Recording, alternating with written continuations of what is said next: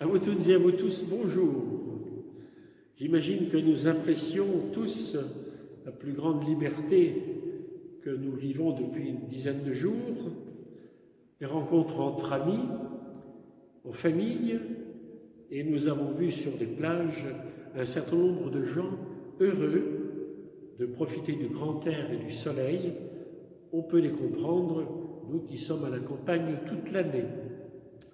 Je voudrais dire d'abord un merci chaleureux aux personnes qui, ayant reçu l'enveloppe pour le denier de l'Église, se sont empressées d'y répondre. Merci également aux personnes qui ont fait des offrandes pour pallier aux quêtes du dimanche qui n'ont pas lieu. Nous avons reçu plusieurs enveloppes avec cette indication pour les quêtes. Merci à toutes ces personnes. Nous nous sentons plus libres. Il n'empêche, nous sommes en attente d'une liberté encore plus grande. Il est vrai, ce matin même, une autorisation a été donnée. Les églises peuvent être ouvertes pour la célébration du dimanche à partir d'aujourd'hui, ce soir. Il est vrai, nous jeûnons depuis bientôt 3 mois.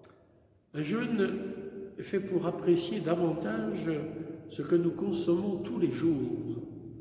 Alors on peut penser que nous apprécierons davantage la joie et la chance de nous retrouver ensemble pour entendre, écouter la parole de Dieu et pour communier au corps du Christ.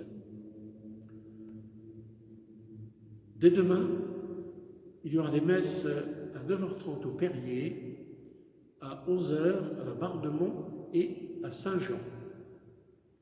Bien évidemment, il y a des normes à respecter, et même que dans les autres lieux de rassemblement, sans doute certainement même un nombre limité de participants en fonction de la grandeur de l'église. Un masque que chacun apportera, du gel aux portes de l'église, quelqu'un en train de compter le nombre d'entrants, et les personnes étudient actuellement les procédures à suivre pour que tout se passe le mieux possible. Donc tenez-vous en éveil, mais je suis sûr que chacun saura être vigilant. Nous sommes en attente, mais une attente encore plus importante, celle de l'Esprit Saint que nous fêterons à la Pentecôte. Certes, cet Esprit nous a été donné à notre baptême, à notre confirmation si nous avons vécu ce sacrement, mais la fête de la Pentecôte chaque année nous aide à retrouver la place essentielle de l'Esprit Saint dans nos vies de chrétiens. Dans l'Évangile, Jésus prie le Père en disant « Désormais, je ne suis plus dans le monde, eux, ils sont du monde. » Le « eux » parle des disciples.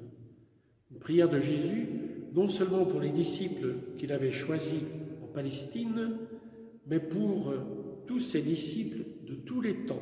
Il prie donc pour nous, qui sommes dans le monde d'aujourd'hui tel qu'il est, avec ses plaies, avec ses attentes, avec ses espoirs. Il prie pour nous, pour que nous soyons heureux de travailler avec la force de l'Esprit. Si vous voulez quelques précisions, dimanche prochain, jour de la Pentecôte, il y aura des messes dans les 4 églises de la paroisse, et j'espère qu'au mois de juin également, il y aura des messes tous les dimanches dans chaque église de la paroisse.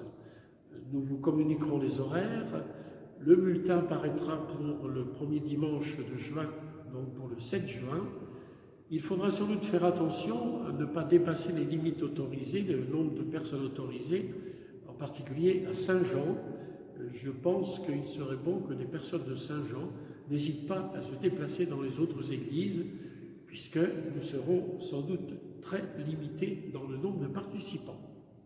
Voilà, je vous souhaite à toutes et à tous un très bon week-end et une bonne semaine.